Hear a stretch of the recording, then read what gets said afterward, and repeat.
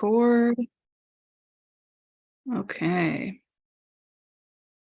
All right. Thanks for joining us today. Welcome to the Illuminating series. My name is Holly, and I am the Community Engagement Coordinator at Lumina Hospice and Palliative Care. We also have today Micah with Care Partners as co-host. She'll be helping us out monitoring the chat today. This series is a monthly seminar that takes place every third Tuesday. We have various experts on life topics such as healthy aging, advanced care planning, caregiving, and other end-of-life topics.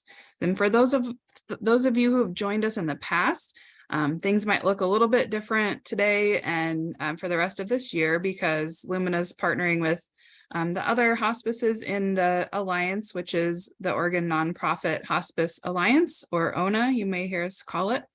And we're doing that to kind of broaden our scope and bring in some new and exciting presenters that we may not have had before. So I hope you'll all join us for more topics throughout the year.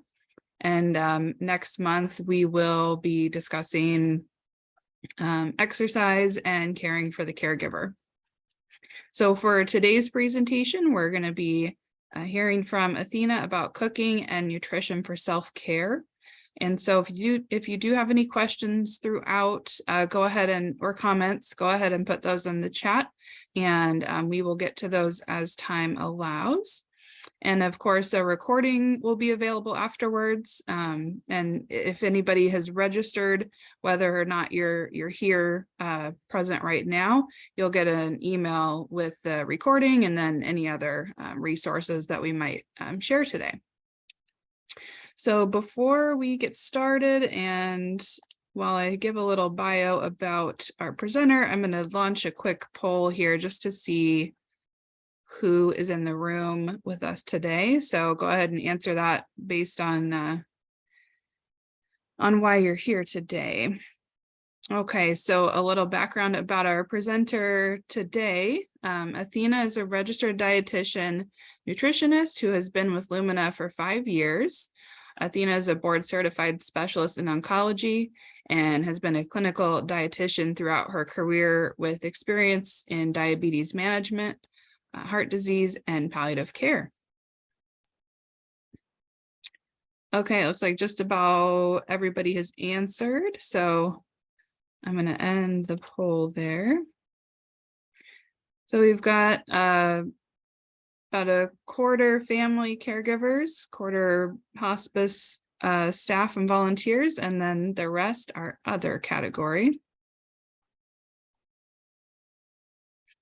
All right, I will add Athena, and then I'm gonna pop out here and I'll hand it off to you.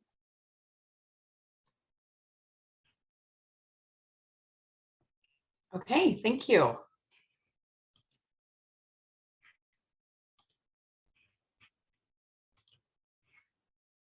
All right. Well, thank you for having me and the introduction. Let's see here. There we go. So what I'm going to and the difference between acute and chronic inflammation, and then discuss how this inflammation affects. Sorry, my computer's popping up that I don't have good internet, so I'm getting a little alarmed right now. I'm going to discuss the effects of stress on inflammation and then quickly review the anti-inflammatory diet, and then talk about some easy ways to incorporate more anti-inflammatory foods into your diet. And then I have a little interactive activity around that. And then if time allows at the end, I just wanted to talk a little bit about intuitive or mindful eating tools for self-care. So we'll see how far we get in the last section. Okay, so you may have heard the word inflammation, like when you've gone, to the doctor, gone to different appointments within the health systems. And so really, inflammation is our immune system's first response to an insult or injury. And so I want to explain the difference between acute and chronic inflammation. So acute inflammation is when we get a burn, a chemical irritant, a bacteria or a virus, a physical injury, allergic reaction, hives, swelling. Those are all acute. That's all acute inflammation. When we talk about chronic inflammation, that's more along the lines of when we have a chronic health condition. And so this can be a variety of things. Arthritis is one that seems to be like, that's the one we can probably feel the most physically. Like, you just know, like sometimes when you have arthritis, your joints are chronically inflamed. But other examples are diabetes, heart disease, cancer, kidney disease, autoimmune diseases, and cardiovascular disease. So really the main difference there, when I go back to, saying it's our immune system's first response with an acute injury, like let's say, I get a cut on my thumb and it gets inflamed and red, and then it heals and the inflammation goes away. So that's kind of where that acute definition comes from. Chronic is when we have some type of insult or injury to our bodies and it's ongoing. Our body is in that chronic state of trying to fix it. So that's where the word chronic inflammation comes from. So I like to use the example of high blood pressure and heart disease. This should say high sodium intake. Well, sorry, I'm getting ahead of myself. These are different examples of inflammation. So we've got heart disease, high cholesterol intake, high blood pressure, diabetes, high blood sugars damage our vessel walls, and then other inflammatory conditions. So irritable bowel syndrome, Crohn's, rheumatoid arthritis, all of those things where your body is in that chronic state of trying to repair itself. So this is where I want to get into my blood pressure example. So let's say, I eat a high sodium diet. I have high blood pressure. So there's blood pushing against the artery walls. And you can see in the one picture that there's some damaged lining of the arteries. And it's red and inflamed and cracked. And so our body does what it's supposed to do. It goes out and fixes it. And unfortunately, in this situation, it's in the form of plaque. But basically, that's like a version of scar tissue trying to heal that damage to our artery wall. And so then let's say I keep eating a high salt diet. So my blood pressure stays up. And so I keep having that damage to my artery walls, and my body still has to go out and fix it and repair it and make more of this scar tissue or plaque. And eventually then the artery wall becomes blocked. So that's the blood pressure example I like to use. It's that chronic state of trying to fix itself. Like I said, the diabetes example, if we have high blood sugars, that's damaging our artery walls, maybe damaging other parts of our body. Because I work in oncology, I use cancer as an example frequently. It's really, we do some type of damage, whether it's with, lifestyle or diet or some type of, environmental exposure, something like that, where our body's in that chronic state of repair. That's the chronic inflammation. So let's move that over to, emotional stress. Because thinking about, when I was putting this presentation together, gearing this towards caregivers, caregivers are under a lot of stress, but I think these slides can relate to anybody who has any amount of stress in their life. So when we have chronic stress, this leads to increased cortisol levels. And so when we have more cortisol in our body, this increases that inflammatory response throughout your whole body. Depression is associated with elevated levels of C-reactive protein and interleukin-6 and interleukin-1. You don't need to remember any of those words. They're really just measures of inflammation in our body. And so when we have these higher levels of these, inflammatory cytokines or markers, that just increases our, overall inflammation. And so that can increase our risk of those chronic health conditions I was talking about. So chronic inflammation is kind of funny. It's one of those things, is it like, was it the chicken or the egg first? Do we have the chronic conditions because of the chronic inflammation, or we have the chronic condition and that leads to the inflammation. You can kind of go back and forth on that.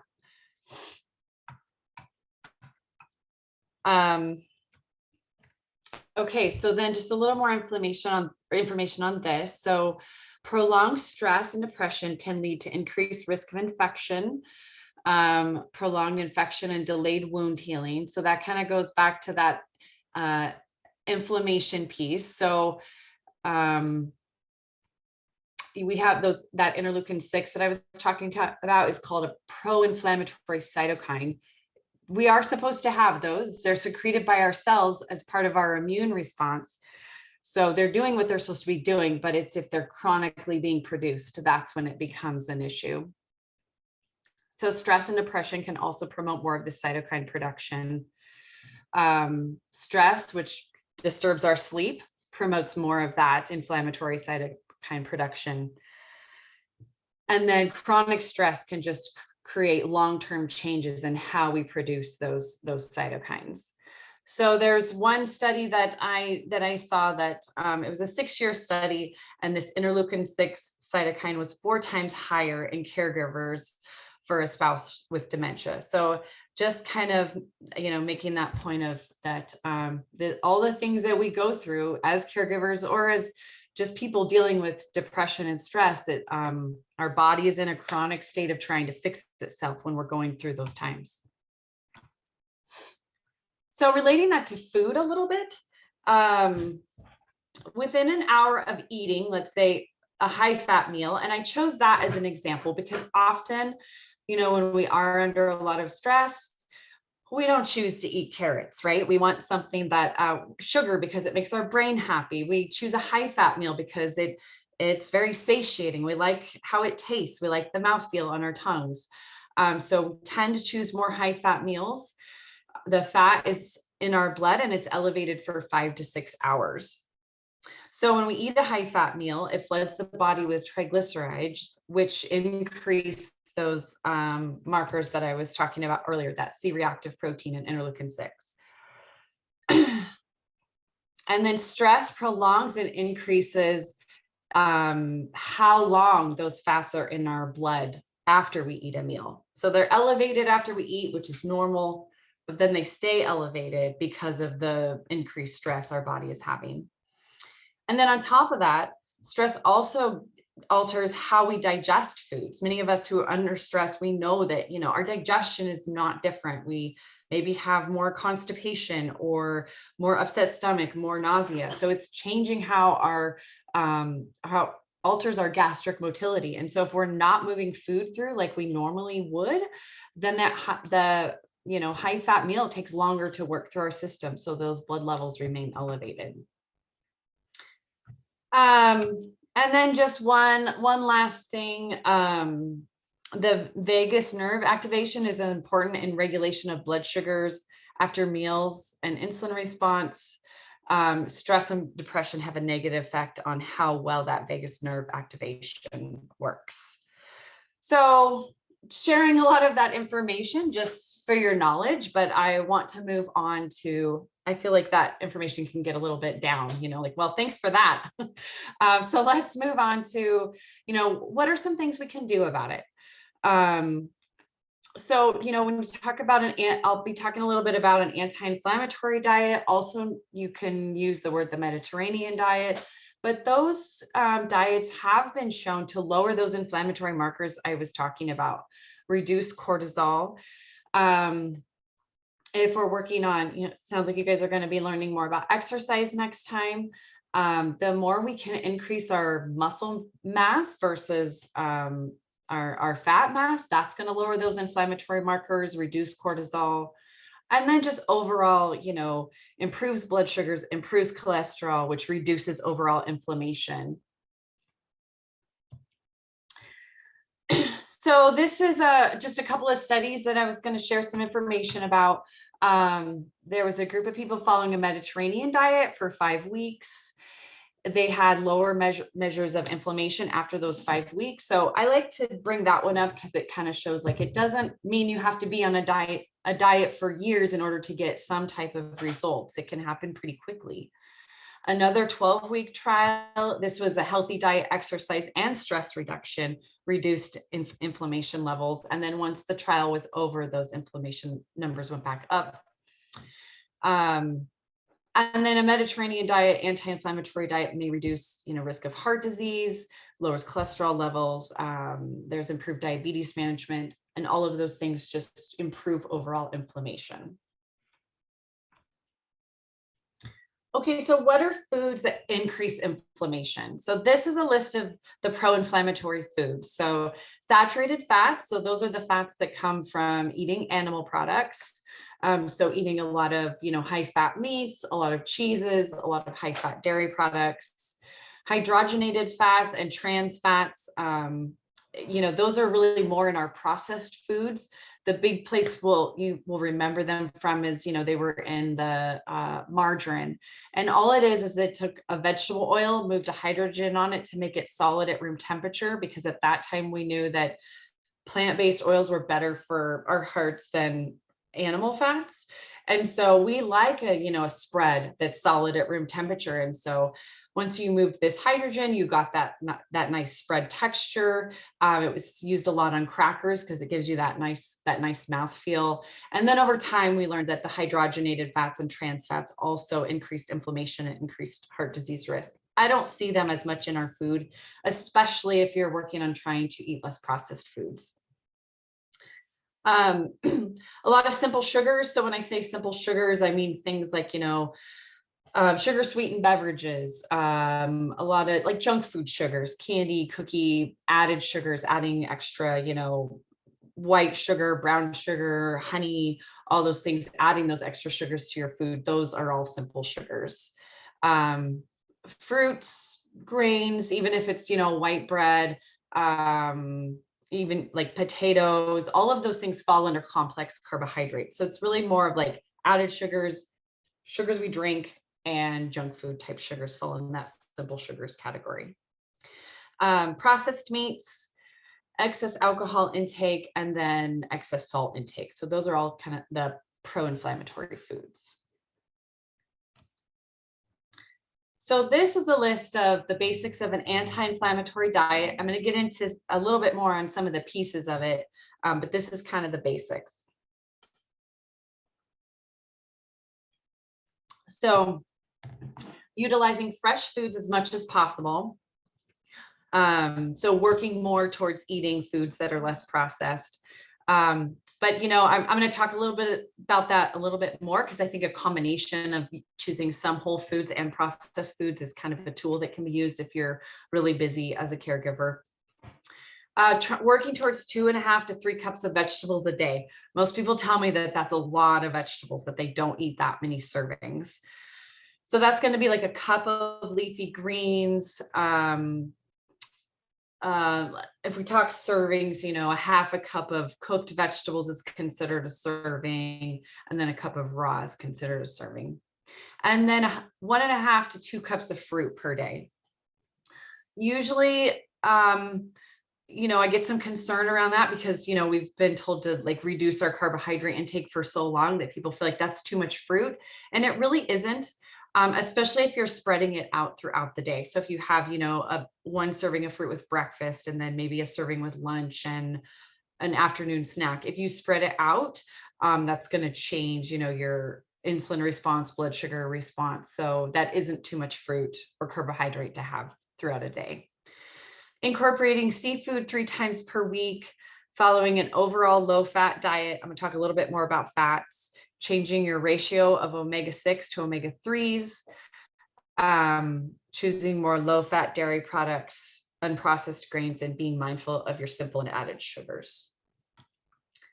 Okay, so I always start with the fruits and vegetables because those are the big piece on a anti-inflammatory diet, working on getting all those fruits and vegetables in. The American Institute for Cancer Research recommends 5 to 9 servings of fruits and vegetables a day. So that's a lot of produce. So I'd like to start with that. So I make sure that we talk about that first and it doesn't get missed. So fruit and vegetable intake may reduce physiological stress, and may, like obviously if you're under a significant amount of stress, eating a salad is probably not going to make you feel better at that time, but it's just the idea of getting all those antioxidants in, the vitamins and minerals to help your body, function as it should. Antioxidants are anti-inflammatory. So vitamin E, vitamin C, polyphenols, which are in grapes, apples, pears, cherries, berries, coffee, tea, red wine, may reduce oxidation and inflammation. Magnesium is associated with lower levels of C-reactive protein. That C-reactive protein increases when there's inflammation in the body. A deficiency in folic acid is associated with depression. And then low levels of some vitamins can cause high homocysteine levels, which impair the pathways that affect mood. And I didn't put in a list here, it's like, what are the food sources of magnesium? What do we need to eat for folic acid? Because really you want to eat a variety. So eating, you hear the term eat from the rainbow. Instead of focusing on certain fruits and vegetables, eating a variety so that you get nutrients from all of them. They all have a little bit of a different nutrient and vitamin mineral content. So really working on that variety of sources and variety of colors. And then really, people who are eating more fruits and vegetables, the kind of, if you're filling up on all that produce, the rest of it kind of also tends to fall in place. We don't have as much space in our bellies for some of the other things. And then if we're really working on that, we tend to choose more anti-inflammatory foods. Okay, so I am now going to get into a little bit about the different food groups or pieces of the anti-inflammatory diet. So I'm going to start, with protein. So I'm going to talk about this for a few minutes because I know when you hear anti-inflammatory diet, along those lines tends to follow a plant-based diet. And so I want to talk about that for a few minutes. So the Mediterranean diet recommends eating fish at least twice a week. We've heard for a long time to eat salmon because of the omega-3. Again, back to that variety of piece. Yes, you want to get salmon because of the omega-3, but also choosing, tuna and other fish that you enjoy because you get a variety of different nutrients from them. It's a lean protein. Poultry, pork, red meat can also be included. They don't need to be excluded out of an anti-inflammatory diet. It's more about the portion sizes of those that we choose. You think about a lot of us, if we have steak and potatoes, half of our plate is steak, half of our plate is potatoes. Whereas if we had that 3-ounce portion of steak, had, half a cup to a cup of potatoes and steamed broccoli and a salad with it, that's a completely different meal. So those things can be still included and part of an anti-inflammatory diet. And then really limiting your intake of processed meats. Processed meats do increase inflammation. And so this particular study that, oops, sorry, I keep pushing the space bar to advance, was really showed that it was the red meats that increased inflammation, comparing them with red meat. So it wasn't necessarily the saturated fat intake. It was more in this particular study that it was really the processed meats. So bacon, sausage, ham, hot dogs, salami, lunch meat, other cured meats. And I think, now and then having a piece of bacon is fine. Now and then having a hot dog is fine. It's really when we get into those studies that show the inflammation, it's daily consumption of those processed foods. Also thinking about, cooking, how we cook our meats. So when let's say we're going to fry a pork chop.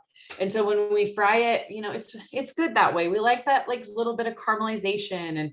And when we fry meats at a high temperature, the fats start to break down, the fats start to oxidize, and that's what increases inflammation. And more so than that, like, there's nothing wrong with grilling, just making sure that you're not overdoing it, that you're not charring, that you're not eating that burnt meat, because then you are consuming carcinogens, which increases inflammation. So thinking about how you're cooking your meats also can reduce some inflammation as well. And then including more vegetable proteins. So eating more legumes, beans, nuts. I do encourage people to maybe have, a vegetarian meal a couple days a week. So there are some studies out there, that show that following vegetarian, vegan diets can reduce heart disease, can reduce cancer risk, may help improve blood sugars, may help reduce arthritis. And I think the thing is, most of these studies, when I read them, somebody's doing a 180 diet change. So they're eating a very high fat, high processed food, high sugar diet, and then making this extreme diet change. And so they do get these results. I think I like to use the word plant strong instead of, vegetarian or vegan.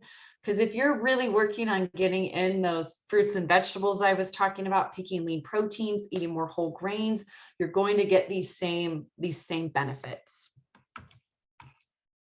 So overall message here is to eat more plants.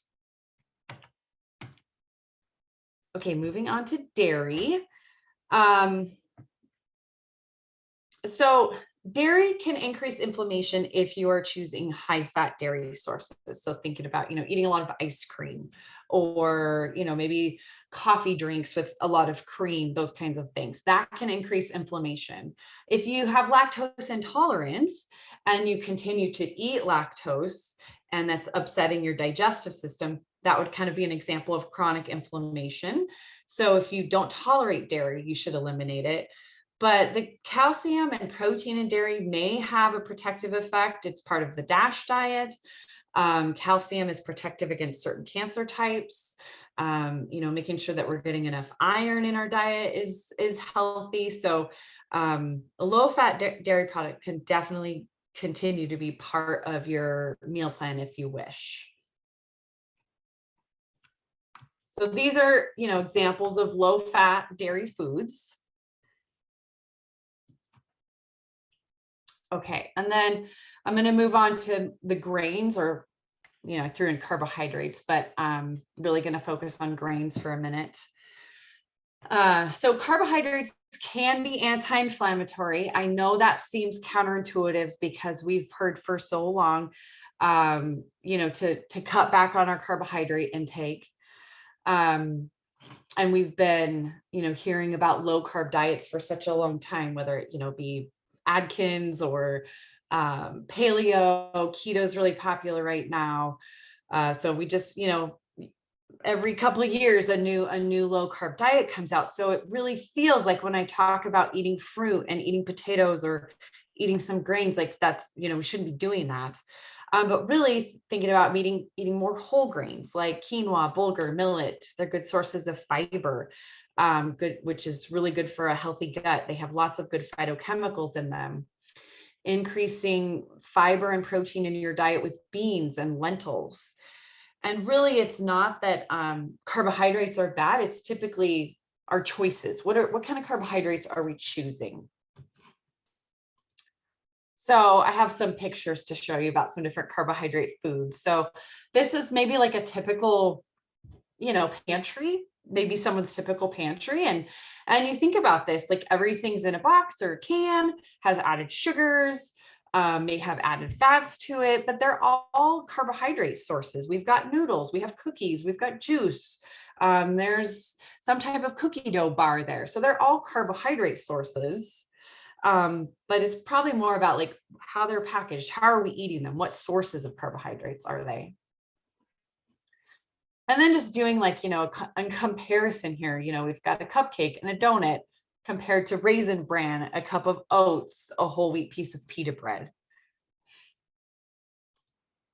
And then taking it one step further into whole grains, like again, getting into those like quinoas, bulgurs, rices, those kinds of things as sources of grains, which would be anti-inflammatory. Okay. And we can't talk about grains without talking about gluten for a minute. So there is a lot of concern that, wheat itself increases inflammation. If you have celiac disease or gluten intolerance, those are chronic inflammatory conditions. And if you continue to consume gluten is actually the protein in wheat. If you continue to consume gluten, that does increase inflammation. So some of the things that, people will experience is, the common GI symptoms that we hear about, but also, arthritis, more fibromyalgia. So it's all that kind of chronic inflammatory things going on. Sorry, my chat box is covering up my my words here. So again, like I said, there's increased inflammation in individuals who consume wheat or have celiac disease or intolerance to wheat. And then wheat consumed as more of the refined processed products. So cookies, donuts, crackers, cake. They increase inflammation due to their fat and sugar content. So it's not specifically the wheat itself necessarily. Okay, moving on to fats for a minute. We've heard, used to hear for a long time just to, cut out saturated fats, cut out more animal fats. But over time, we've learned that we want to balance our combination of omega-6 and omega-3s, maybe supplementing omega-3. So maybe taking like fish oil might help improve inflammation. And then thinking about cooking techniques again. So you've heard probably like smoke point of different oils and fats. So you think about like if you're using olive oil and you put it in a hot pan, and sometimes it'll get a funny smell, or it's green and then all of a sudden it's no longer green anymore. So when that happens, really you've heated the oil too hot. It's reached its smoke point and the fats are starting to break down. So that is a source of inflammation. So olive oil really should be more of a lower temperature cooking oil. I typically recommend having on hand a combination of olive and canola. The canola oil tolerates some higher temperature cooking. You can use the olive oil for a lower temperature saute, or, tossing a pasta salad, or making, doing salad dressing. But if you want a high temperature oil, I recommend the canola, or there's other ones. You can have avocado oil, but, in regards to like budget and wallets, I think the canola and olive oil are a good combo to have on hand. Okay, and then bringing this back to, fats and our mood. So omega-6 fats, those are the ones that increase inflammation. They're in more of our refined oils, and they can increase those pro-inflammatory cytokines. Omega-6 and omega-3 compete for the same pathway. So that's why you get that anti-inflammatory benefit if you are consuming more of the omega-3s instead of the omega-6s. Omega-3s are from fish, walnuts, wheat germ, and flax. There are some studies out there that show that eating more fish may reduce depression. And then people with depression tend to have lower plasma levels of omega-3s. So just, working on increasing your intake of omega-3 may be helpful.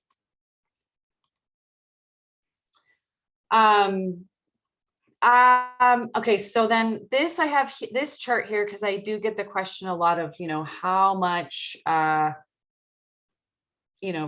ALA, how many omega-3s do I need?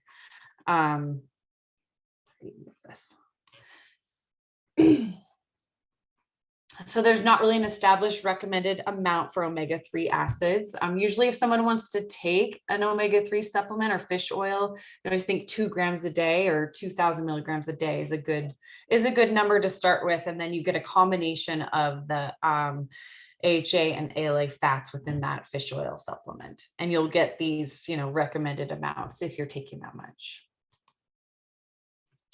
Okay, and then coconut oil is one that it's kind of conflicting information out there. If you Google it, it really talks a lot about how it's anti-inflammatory. We process it differently. It is a saturated fat, so it may help to increase your LDL, that's your good cholesterol, but also increases your total cholesterol. And there's really conflicting research in regards to benefits of coconut oil. I was just reading an article the other day that talked about like there's no proven benefits for like blood sugar control, improvement in heart disease, benefits for weight loss. So I think if you want to use coconut oil because it tolerates high temperature cooking, nothing wrong with that. But like adding it into things or adding it in as a supplement, I know for a while, like adding it to coffee was pretty popular, adding it to smoothies. That is not something I would recommend because then you're just increasing your total fat intake, which can increase inflammation. There's flaxseed oil. It's a good source of omega-3. Has been shown to improve some lipid profiles in some rodent studies. You want to use, if you're going to use ground, if you're not going to use the oil, but if you want to use, the flax seeds, it needs to be ground. We do not digest whole flax seeds. And then getting 1 to 2 tablespoons per day has been shown to have some anti-inflammatory benefit. Store it in the refrigerator, especially after you've ground it. And then you do not want to cook with flaxseed oil. It has a very low smoke point, so it doesn't tolerate cooking. So it's more something that you would maybe add in, to salad dressing, something like that. Chia seeds are something you could add in for some anti-inflammatory benefit. They have some omega-3s in them. There is some shown health benefits in regards to blood sugars, lipid profiles, maybe promote weight loss. These can be stored at room temperature. They don't have to be ground. And again, working on that 1 to 2 tablespoons per day to get the anti-inflammatory benefit. Okay, and like I kind of already alluded to, a low-fat diet overall appears to have the most benefit in regards to inflammation rate, instead of, really focusing on the fat sources, because even if we're choosing really healthy fats, let's say olive oil, but we're eating too much of them, that will increase inflammation. And then back to that variety. So if you want to use olive oil, or coconut oil for high temperature cooking, and then having getting some flax in, using olive oil for cooking, you get different vitamins and minerals from different sources of oils too.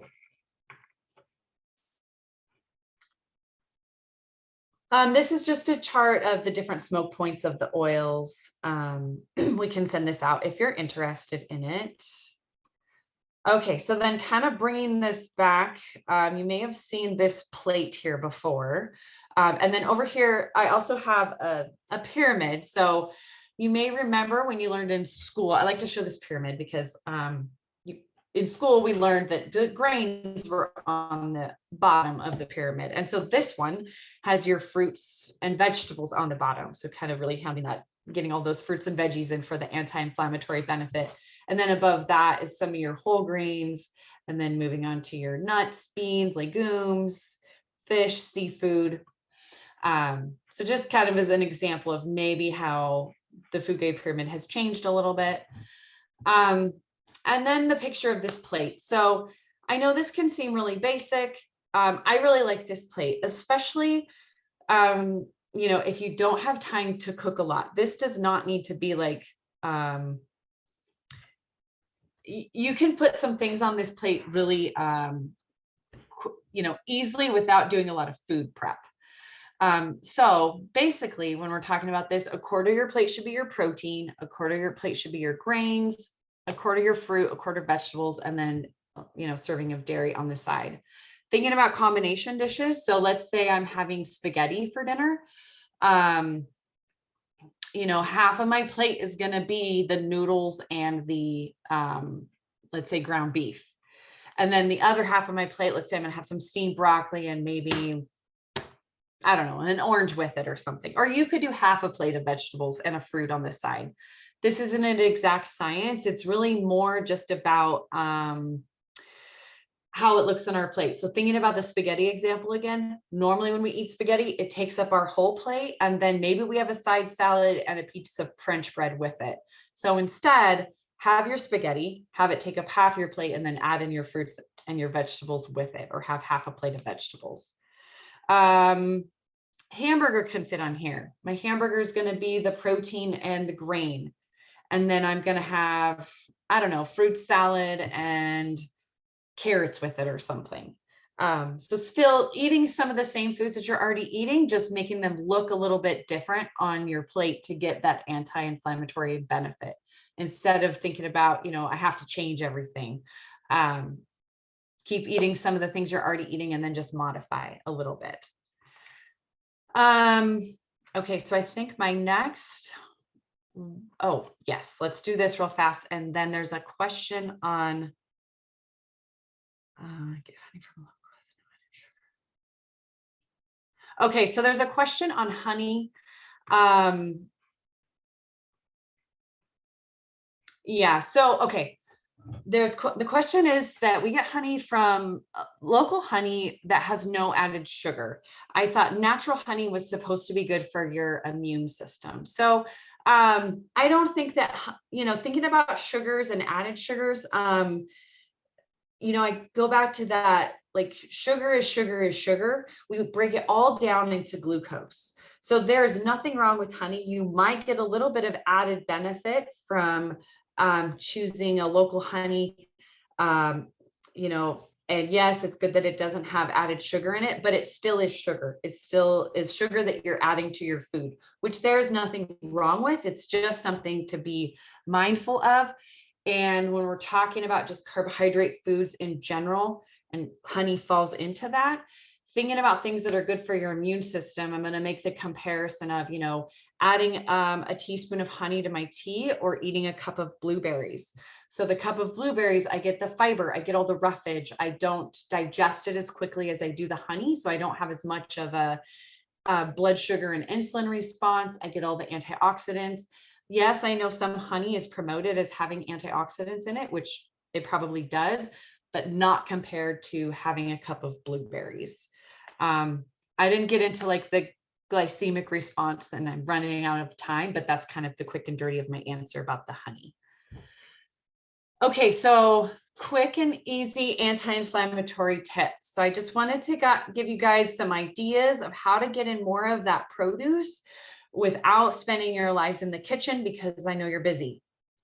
So one of the things I like to talk about is planning your meals around your vegetables and fruits, because people tell me a lot like, well, I bought all this produce like you told me to, and then it went bad. Well, you have to eat it. If you don't get it in your body, then yeah, it's going to go bad in the fridge. So one way to work around that is, instead, we always plan our meals around the protein we're having. Like, okay, we're going to have chicken. So what are we going to have with chicken? Instead of that, we have lots of carrots and we need to eat them. So what are we going to have with our carrots tonight?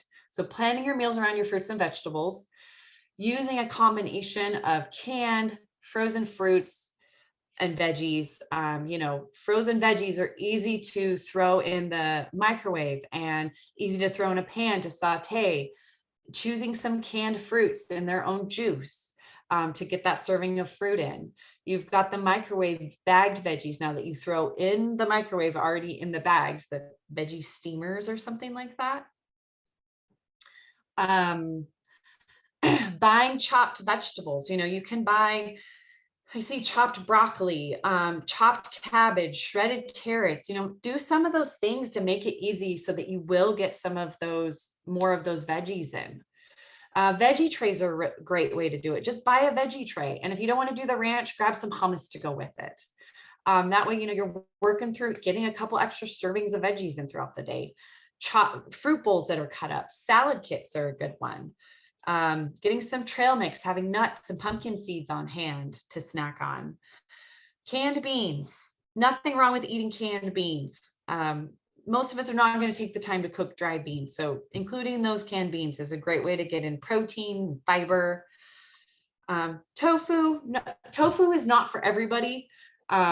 I tend to eat tofu on the nights when I, don't have a meal plan, because it's very quick and easy and I make it into a stir fry. So I like to have it as a backup quick meal.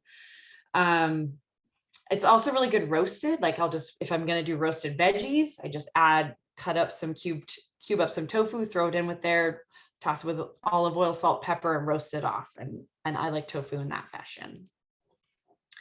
A rice cooker is a good way to cook your grains. So, if you're going to, let's say you're going to try this tofu saute or roasted tofu and veggies, and then you're going to throw some rice in your rice cooker and try to, get a quick and easy dinner that way. But you can cook other grains, quinoa, cook your quinoa in a rice cooker and then add some veggies and a little Italian dressing and you've got a salad.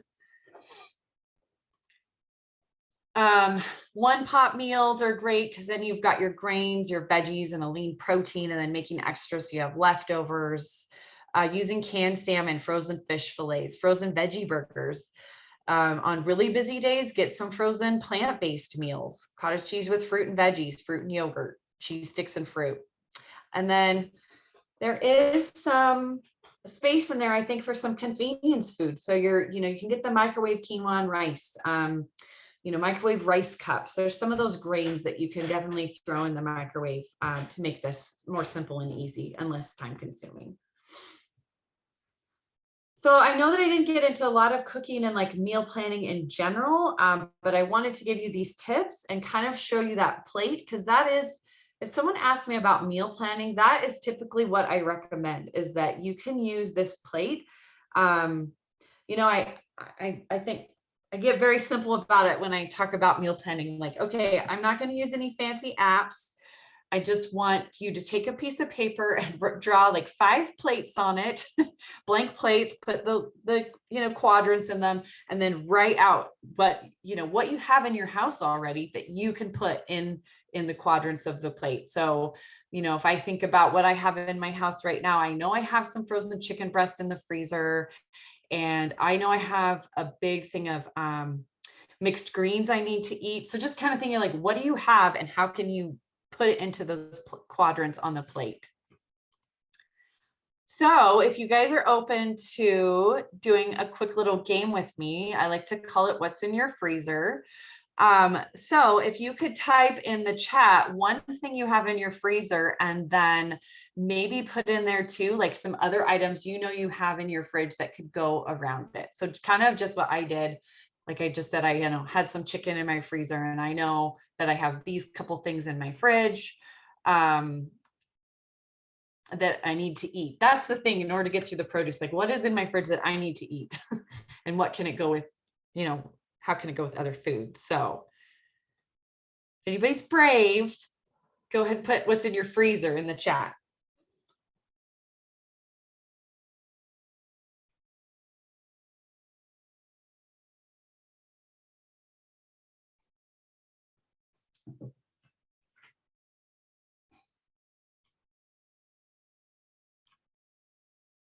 Shrimp. Oh, there we go.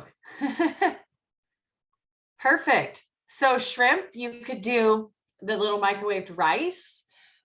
You could add, maybe some canned fruit. You could saute up some frozen veggies.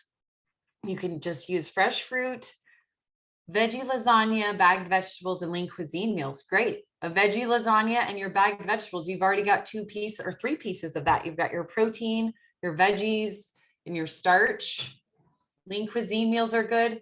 Usually those are, I want to say they're more protein and starch. So you could easily pair a fruit and vegetable with that. You just a fruit cup or an apple and some, maybe a little bag of carrots, those kinds of things. Frozen veggies and shrimp, perfect. Frozen blueberries, like to add them to a chicken salad. Nice. Tilapia, broccoli, mixed berries. Yep, there you go. You got it. You got your meal. Steak, mushrooms, and Brussels sprouts. Yep. Frozen fish fillet and frozen beans. Yes. Yeah. So with that one, maybe just think about like a fruit or some type of quick, easy starch you could add, like maybe a microwave baked potato. Crab. Nice. Salmon and riced cauliflower. You've got your protein, you got your veggie. So what kind of, grain are you going to add to that? Good. Shrimp, frozen chicken, frozen salmon, frozen peas, broccoli. Yeah. You've got lots of meal pieces in there. That's perfect. Yeah. Yep. So you've got your proteins, you've got a starch in your peas, you've got a veg for your broccoli, lasagna, and a vegetable. Yeah. Good. So I hope that's helpful, that you can kind of just easily pair some things together without, having to come up with fancy recipes and make meal planning difficult. I know when you get online and get into like different, programs and apps, it can feel overwhelming because it feels like you have to buy all these special ingredients and go shopping for all the foods, and, maybe just looking at what you already have and how can you combine your meals around that. The other thing I like to do with these plates is if I draw out the plates, let's say I do 5 of them, fill in the quadrants, And then I make my shopping list directly from that. So if I've planned my 5 meals with my plates, I write down as I'm going what I need at that time. So then I know exactly what I need. I get it back in the house. So that helps with, okay, tonight we're having, chicken.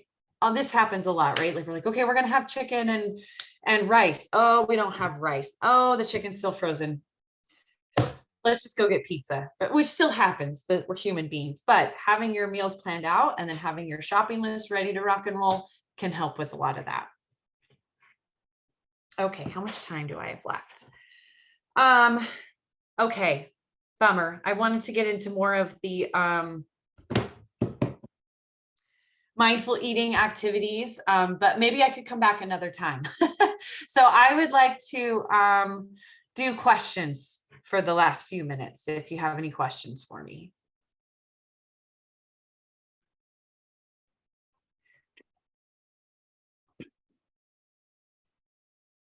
I haven't seen any questions yet, but I give people time to type. Okay, what are some Yeah. breakfast ideas? um, okay, Robin, go ahead. Or can I'd come back for another mindful eating session. Great. Okay, good. I hate eggs.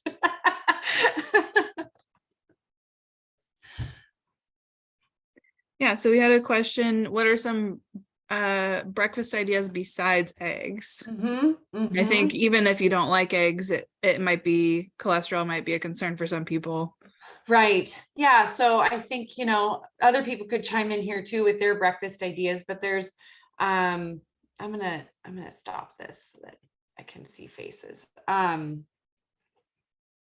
There's lots of hot cereals, there's oats, the whole grain cereals, English muffins, bagels, overnight oats. You can make breakfast dishes out of quinoa. I'm so sad you hate eggs. I love eggs. Robin, did you have a question? I can, oh, there you go. Thanks. Yeah. I wanted to ask about the contribution of alcohol consumption to inflammation. Could you talk a little bit about what that means? Yeah, And I know for women, you're only supposed to have a couple of drinks. Oh, and is there like a better kind of alcohol? Right. Or for the anti-inflammatory diet? Sure. Good question. Yeah. So there's different, depending on, what issue we're looking at, there's different recommendations. So if you do think about the American Heart Association, they say limit to 1 alcohol drink for women, 1 to 2 for men. It's hard to quantify that completely, because if you do have more like arthritis or gout, people who have that, they know if they have a drink, even 1, that it increases inflammation. If I think about the recommendations for cancer prevention, it really is, there's not like, it's okay to have 1. I mean, it's fine. Like but if you look at the American Cancer Society, American Institute for Cancer Research, there isn't a recommended, it's really just recommended to not drink alcohol because it increased risk of many cancer types. So it depends on what guidelines you're looking at. So I think that, I'm never going to say don't ever drink. I enjoy a nice beer and I enjoy a glass of wine. I don't know that there's a particular healthiest alcoholic drink. They all increase inflammation. We do hear that red wine has some anti-inflammatory properties because of the resveratrol in it. So that might be the healthiest one to choose, but yeah, I know it's a sad answer. I like red wine. We had another question in the chat. As far as fish goes, is tilapia a very healthy choice? Yeah, I know there's concern about tilapia because of what it eats. So again, I think it comes back to that. I don't think there's anything wrong with eating tilapia. You want to make a variety of choices. So have salmon, have cod, have tilapia, have shrimp. Tilapia is nice because I don't want to take it off the table because it is one of those really quick and easy frozen fish fillets to prepare. And it's affordable. So, if you're combining it with other, whole grains and vegetables, I think it's completely fine to consume tilapia. How does the Mediterranean diet conflict with or complement a kidney disease diet? That's a hard one. That's definitely one where you're going to need to probably meet with a registered dietitian to talk about what are, because you have to be mindful of potassium and phosphorus, and those are in a lot of fruits and vegetables and dairy. So my recommendation would be probably to seek out a dietitian who could work with you on combining both of those diets together. Oh yes, breakfast idea, avocado toast with microgreens. That's delicious. Yay. Good breakfast ideas. Chia pudding with berries. Yeah. Ideas for when you have different dietary requirements or needs within one household. Yeah, that's a big question to answer. But yes, there's a lot of that, especially with caregiving. How many meals are you making? And so, okay, I'm just going to use an example of when I've worked with people who have to prepare a pureed diet for their family members. So let's take the example of, chicken and rice. So you make your chicken and rice for yourself, and then you take that same ingredients and put them into a blender or food processor to make them, the appropriate pureed texture. That's the biggest thing I can recommend, is to not really work hard on not preparing 2 or 3 different meals, but how can you modify one meal so that you're not spending your day in the kitchen. And I know that's not only one example. I would love to sit down with you and talk about what do you have going on specifically, and how can we come up with some suggestions of what can you make that is going to help the whole family. Because I do know that's a big barrier, and it takes up a ton of time, and it's exhausting. And so that was part of the reason I put up that slide of the quick tips of, if you're having to make an intense meal for somebody, then have those frozen meals on hand and combine them with, a bag of carrots or a fruit cup. Some of those convenience meals are appropriate in these situations because, you can't do the Food Network. It's not real. So having some of those processed foods on hand, the microwaved rice cups or the quinoa cups, or I've seen now you can get microwave bagged lentils, combining that, let's say, and you have a salad kit, it's quick and easy. And then you've got a nourishing meal for yourself, because you do have to continue to caregive for somebody else. Okay, are there any Thank you. other questions? We're just about at time here, so we'll wrap it up. Thank you for joining us today, and thank you, Athena, for being our wonderful presenter. That was a lot of helpful information. So we will go ahead and conclude, and we will be sending out an email to all of you that registered. So keep an eye out for that either today or tomorrow. And feel free to share the recording with anybody that may have missed out today. All right. Thanks, everybody.